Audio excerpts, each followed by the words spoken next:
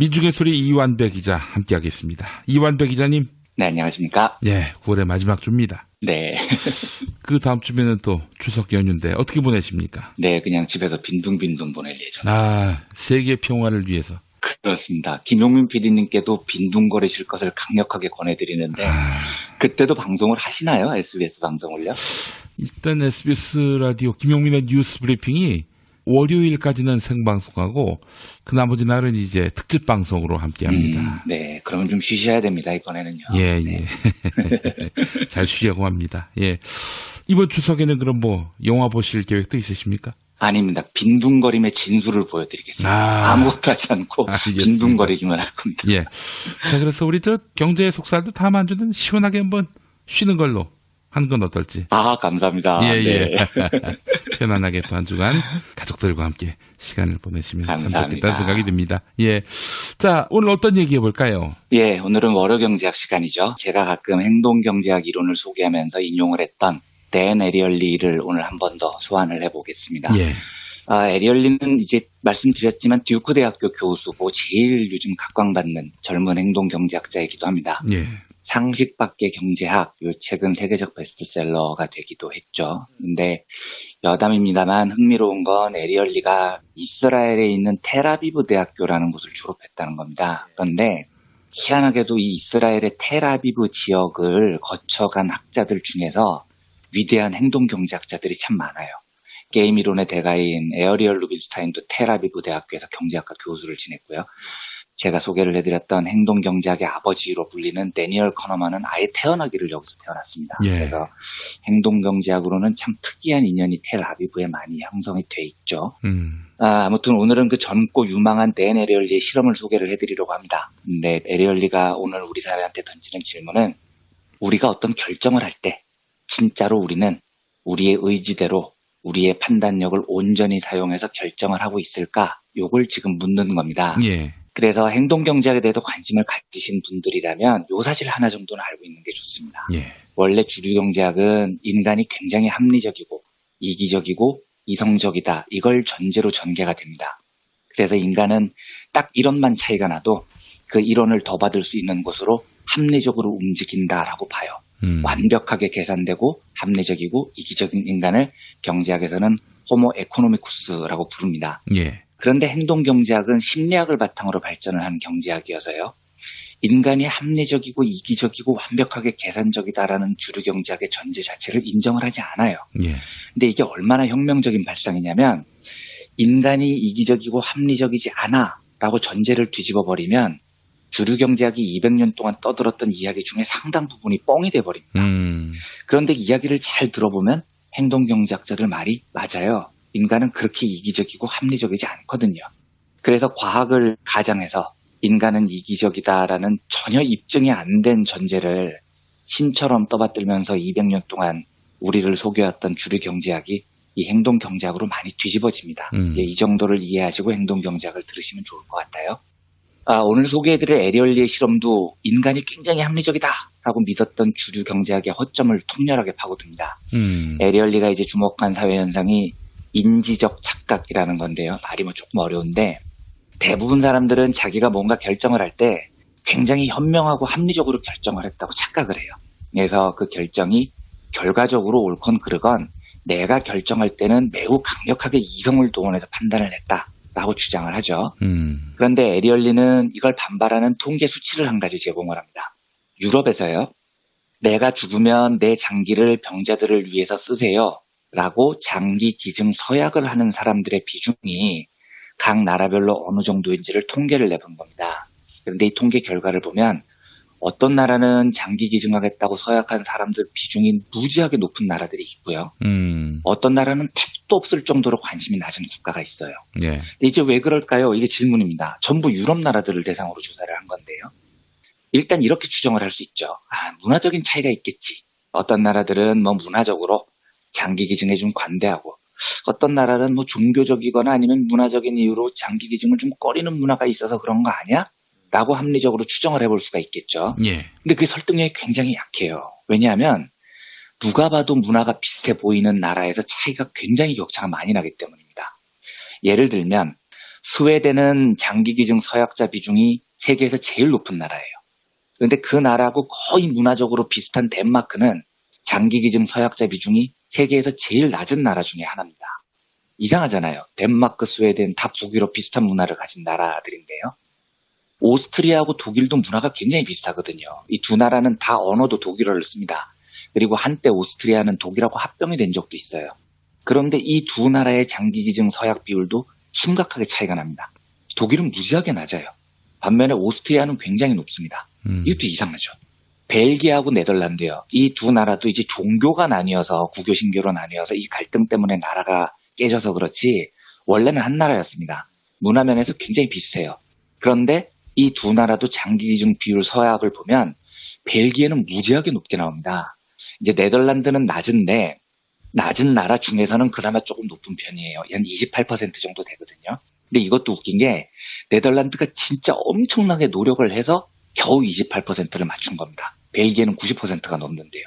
네덜란드 정부가 전국의 모든 가정에게 장기기증 참여를 호소하는 편지를 보내고 막 부탁을 해서야 얻은 숫자가 28%밖에 안 돼요. 예. 되게 이상하죠. 그러니까 문화의 차이는 왠지 아닐 것 같은 겁니다. 그럼 어떤 이유에서일까요? 그러니까 청취자분들은 어떻게 생각하십니까? 교육의 차이, 문화의 차이, 자본주의를 대하는 국민의 심성, 아무리 우리가 합리적으로 유추를 해봐도 설명이 잘 안 돼요. 너무 비슷한 나라에서 너무 다른 결과가 나와버렸으니까요. 그래서 에리얼리가 이걸 연구를 합니다. 그래서 해답을 찾습니다. 그런데 해답이 놀라울 정도로 허무합니다. 이유가 뭐냐? 유럽에서는 보통 장기기증 서약을 언제 받냐면 운전면허 시험을 칠 때 받습니다. 거의 전 국민이 운전면허 시험을 치니까 그때 받으면 받기가 쉬운 거죠. 그런데 장기기증 서약자의 비중이 낮은 나라들의 면허 시험장에 비치된 서약서 형태가 이렇게 돼 있어요. 장기기증 프로그램에 참여하시려면 아래 박스에 체크하세요. 이렇게 돼 있습니다. 근데 반면에 장기기증 서약자의 비중이 굉장히 높은 나라들 면허 시험장에 비치된 서약서는 이렇게 돼 있는 겁니다. 장기기증 프로그램에 참여를 안 하시려면 아래 박스에 체크하세요. 이렇게 돼 있는 겁니다. 이러면 어떻게 되느냐? 사람들이 박스에 체크하는 게 귀찮은 거예요. 서약하려면 체크하세요라고 물어보면 귀찮아서 체크를 안 합니다. 그래서 장기기증을 안 하는 사람으로 분류가 돼요. 반대로 서약에 반대하려면 체크하세요 이렇게 물어보면 이때도 체크를 안 해요. 귀찮으니까요. 그래서 이 사람들은 자연스럽게 장기기증 서약자가 되는 겁니다. 와, 저 비밀이 뭘까? 왜 저렇게 차이가 날까? 궁금하셨던 청취자분들이 들으시기에는 결론이 놀랄 만큼 허무하죠. 덴마크와 스웨덴의 이 차이는 물어보는 질문이 부정이었냐 긍정이었냐에 따라서 결정이 된 겁니다. 이래서 댄 에리얼리가 묻습니다. 우리가 무슨 결정을 할 때 진짜 우리가 제대로 결정을 하고 있는 건가요? 그리고 에리얼리가 답을 합니다. 아니에요. 우리 인간은 매우 작은 일들에 속아가면서 진짜 대충대충 결정을 하는데 그걸 마치 우리는 합리적이고 꼼꼼히 점검해서 결론을 내린다고 착각을 하고 있는 겁니다. 이렇게 답을 하는 겁니다. 에리얼리가 드는 예를 한 가지 더 들어보겠습니다. 이제 객관식에 관한 이야기인데요. 무슨 문제를 푸는데 객관식으로만 문제를 풀게 하면 인간의 사고가 굉장히 제한되고 비합리적으로 바뀐다는 연구 결과는 많이 나오죠. 예. 그래서 여담이지만 세계 최고의 교육 수준을 자랑하는 나라가 핀란드인데요. 이 핀란드 교육학자들이 미국의 교육 시스템을 보고 제일 기겁을 하는 게 이 객관식입니다. 그래서 사지선다, 오지선다 이 객관식 시스템은 원래 미국에서 발전을 한 교육 방식이에요. 테스트 방식이. 자본주의가 너무 고도로 발달하다 보니까 대량 생산 시스템이 확립이 되고 이러니까 사람을 빨리빨리 판단을 해야 되는 겁니다. 그래서 사지선다, 오지선다 이런 걸 미국에서 만들어내요. 그러니까 객관식은 원래 시스템 자체가 대량 생산 자본주의의 한 폐해 같은 겁니다. 아니 사실 어떻게 인생의 정답을 넷 중에 하나, 다섯 중에 하나로 선택을 할 수 있겠어요. 그렇죠. 예. 네, 그래서 핀란드는 미국 교육계에 대해서 야 당장 객관식부터 없애라 이렇게 굉장히 강력하게 주장을 하죠. 저도 동의합니다. 유튜브에 많이 돌아다니는 개그맨 김재동 씨 강연 영상을 보면 청소년들을 대상으로 강연을 한 유명한 동영상에서 김재동 씨가 이렇게 말을 하잖아요. 어린이들한테 문제를 내는데 얼음이 녹으면 괄호가 됩니다. 사촌이 땅을 사면 괄호다.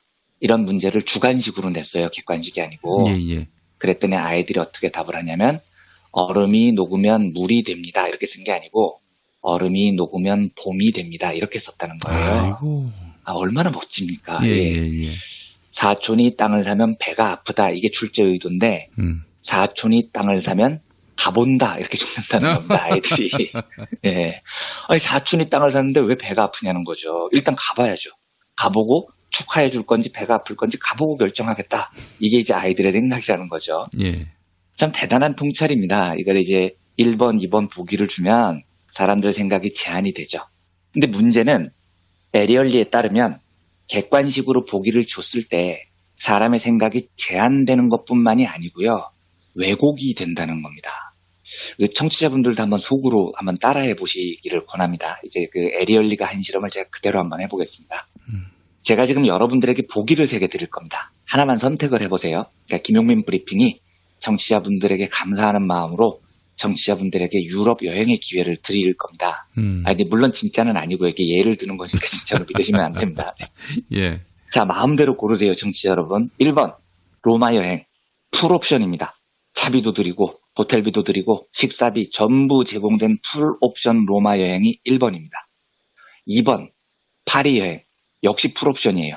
차비, 호텔비, 식사비 전부 제공됩니다. 3번, 국민 TV를 방문해서 갑자기 김프로한테 30분 동안 두들겨 맞기. 죽기 직전까지 김프로가 패드립니다. 요 셋 중에 뭘 고르시겠습니까? 제가 이렇게 여쭤봤습니다. 예. 그럼 이 중에 3번 고를 사람이 누가 있겠습니까? 내가 뭘 잘했다고 김프로한테 30분 동안 두들겨 맞겠어요. 때리는 거면 몰라도요. 그렇잖아요. 예. 이렇게 보기를 내면 백발백중 3번은 아무도 안 찍죠. 1번하고 2번 답이 어떻게 나오냐면 거의 50대 50으로 나옵니다. 왜냐하면 어떤 사람은 로마를 좋아하고 어떤 사람은 파리를 좋아해요. 그래서 확률상 답을 받아보면 50대 50 비슷하게 나온다는 겁니다. 3번은 뭐 아예 없고요. 이번에는 보기를 바꿔보겠습니다. 똑같은 질문인데요. 1번 로마 여행 풀옵션 아까랑 똑같습니다. 2번 파리 여행 역시 풀옵션 아까랑 똑같아요. 그런데 3번 로마 여행인데 풀옵션이 아닙니다. 로마 여행을 제공하긴 하지만 밥은 자기 돈 내고 사 먹는 게 3번입니다. 나머지는 1번하고 똑같아요. 자, 보기를 이렇게 내면은요. 역시 상식적으로 누가 3번을 선택하겠어요. 1번이 있는데 로마 풀옵션이 있는데 왜 굳이 밥값을 내 돈으로 내는 3번을 선택하겠습니까? 이거 너무 당연하잖아요. 이러니까 역시 3번은 아무도 선택하지 않아요. 김프로한테 30분 동안 두들겨 맞기랑 비슷한 겁니다. 그런데 문제는 이렇게 3번 보기를 바꿔놓으면은요. 원래는 50대 50 정도로 나타났던 로마와 파리의 선택 비중이 달라져 버려요. 3번을 아무도 선택하지 않는 건 똑같아요. 그런데 두 번째 설문을 하면은 1번 로마를 답하는 사람 비중이 70%로 높아집니다. 파리가 한 30%로 줄어요. 신기하죠? 이게 왜 그러냐면 사람들이 보기를 보고 야 장난해? 3번을 누가 선택해? 1번을 선택해야지 풀옵션인데 당연히 1번이지 이렇게 생각을 하면서 로마냐 파리냐라는 본질적인 고민을 까먹어 버리는 겁니다. 예. 3번보다 1번이 나으니까 그럼 1번 가야지 하고 그냥 1번 로마를 찍는 사람이 늘어난다는 거예요. 진짜 아무것도 아닌데 3번 보기를 김프로한테 두들겨 맞기로 하느냐 로마 여행인데 밥값은 내 돈 내기로 하느냐 요거에 따라서 파리냐 로마냐를 선택하는 사람들 숫자가 달라진다는 거죠. 그러니까 에리얼리는 우리 인간의 결정이라는 게 그다지 합리적이지 않다는 겁니다. 특히 객관식에서 보기를 조작하면 인간의 선택을 얼마든지 왜곡할 수 있다는 걸 에리얼리가 증명을 해내요. 실제로 에리얼리는 이런 경험을 했다고 합니다. 이코노미스트라고 유명한 경제지 광고가 이렇게 나왔대요. 1번 온라인 기사를 마음껏 보시는데 단돈 5만 원. 2번 온라인 기사와 인쇄판 신문을 동시에 받아보는데 10만 원. 3번 인쇄판 신문만 받아보는데 10만 원. 이런 광고를 이코노미스트가 냈다는 거예요. 예. 그 진짜 상식적으로 빠가사리 같은 광고죠. 1번 온라인은 5만 원, 2번 오프라인은 10만 원, 3번 온라인 오프라인 둘 다 하는데 10만 원. 이러면 누가 2번을 선택을 하겠습니까? 똑같은 10만 원 낼 거면 당연히 3번을 선택하죠. 3번 선택하면 10만 원 내고 온라인 오프라인 다 구독할 수 있는데요. 그런데 에리얼리의 해석은 뭐냐면 이게 빠가사리 같은 광고가 아니라는 겁니다.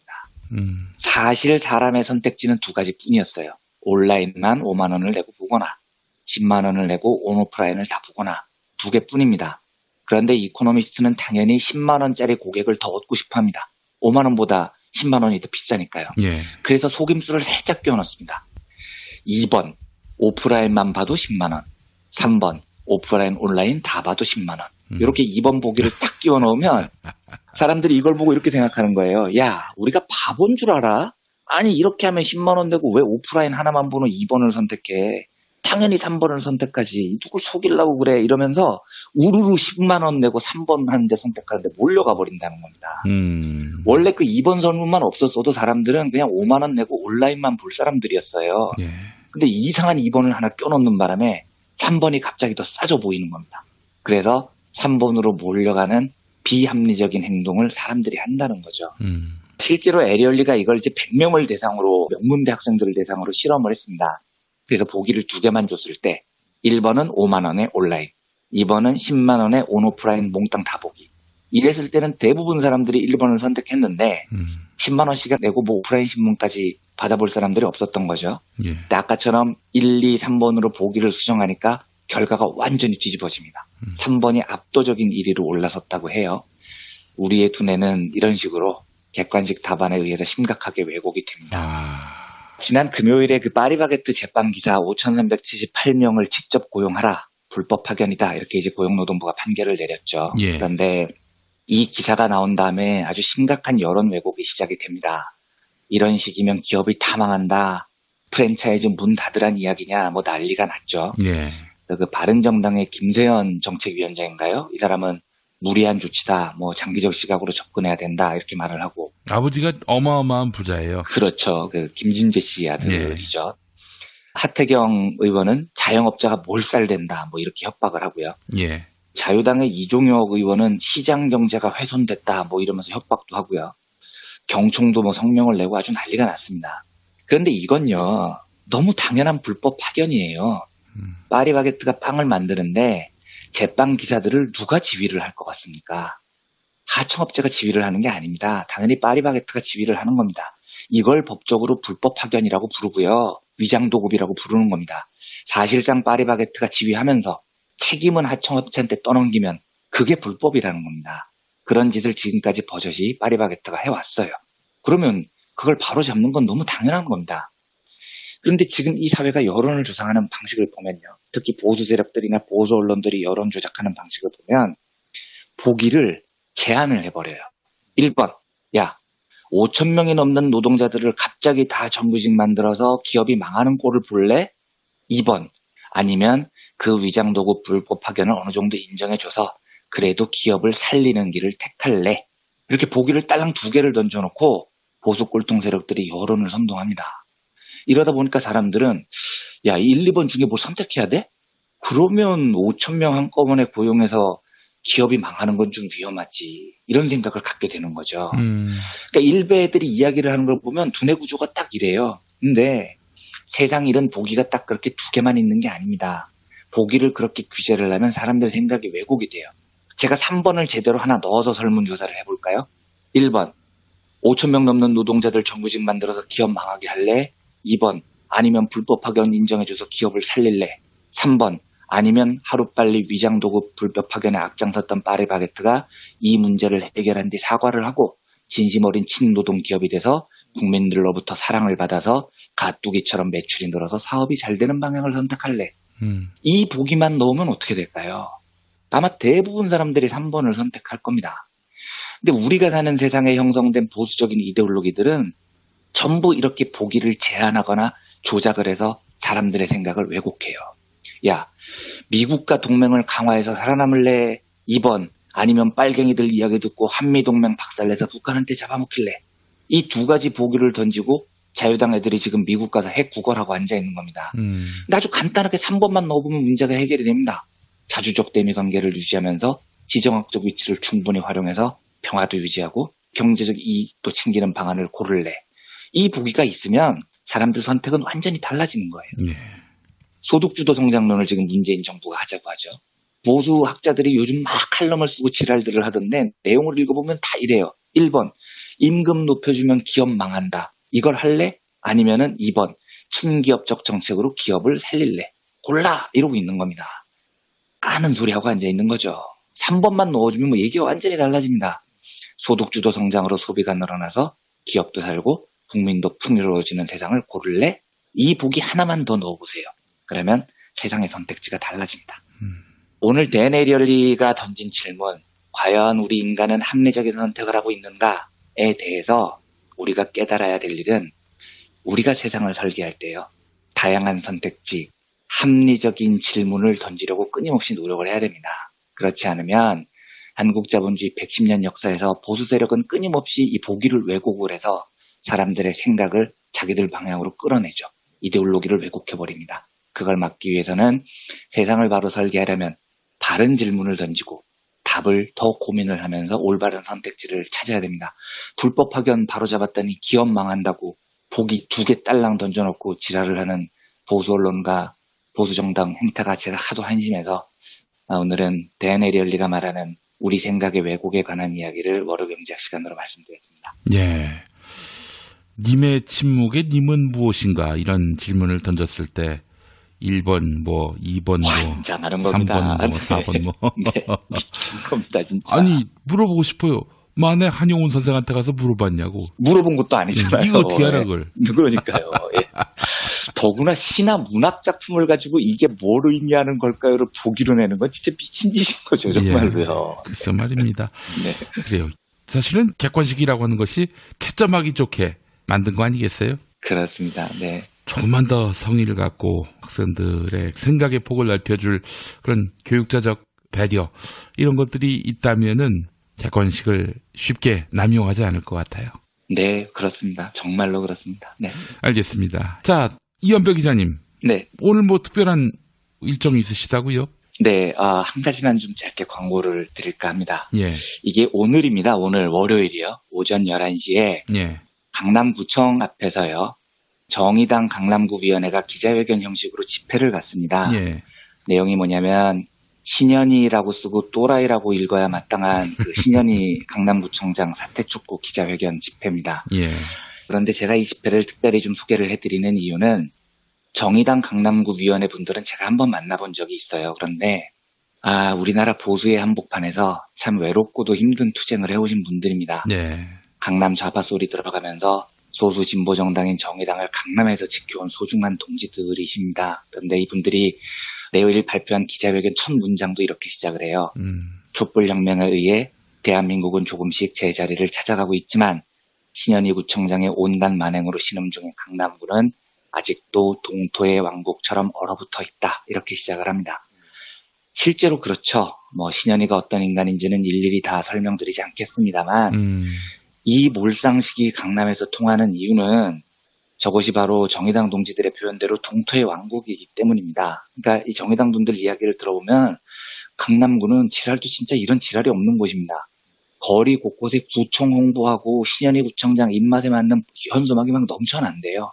그리고 민방위 교육장이 구정 홍보 무슨 경연대회 같이 바뀌었다고 그러더라고요. 그리고 강남구 곳곳이 태극기로 다 덮여 있는데 구청장이 동장, 통장, 농원에서 태극기 달아야지 무슨 애국적인 것처럼 엄청나게 막 강요를 하고 다닌답니다. 예, 예.